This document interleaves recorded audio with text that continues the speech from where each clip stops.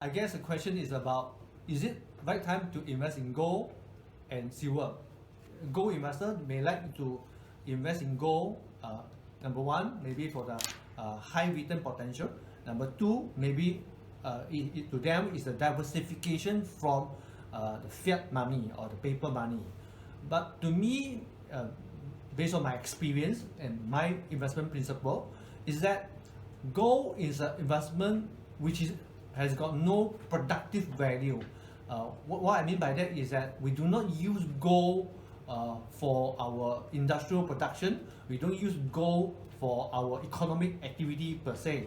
So for that matter, gold does not really link to economic activity, like for example a business or a product, you know, a technology product like phone, like 5G, that we know that the usage will become more and more, and the company can make more and more money in the longer run. So for that matter, gold price has got no valuation method to determine whether now gold price is low or high.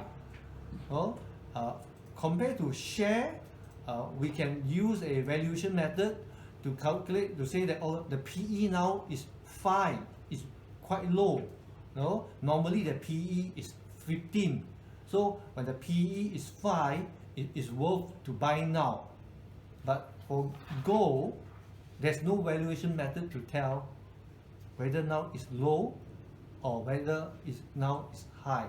So that's why my answer is that due to the fact that it's very difficult to tell when gold is high or low, and for that matter, very difficult to tell whether this is the right time to invest in gold or not, because my guess is as good as your guess and as good as anybody's guess for that matter.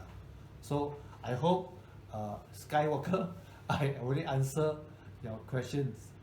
Okay? I'm about 30 plus years old, okay, and I'm thinking long term, maybe 15 to 20 years. Okay. In addition to EPF, okay, I want to increase my top up in PRS. Okay. Like in America, you got the 401k, yes, extra options for top.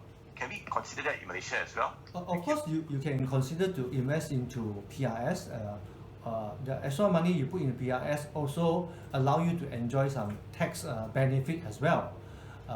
But also you can consider when you invest into PRS, you are investing into different fund manager. Like for example, Public Mutual, CIB Principal, Affin Hwang.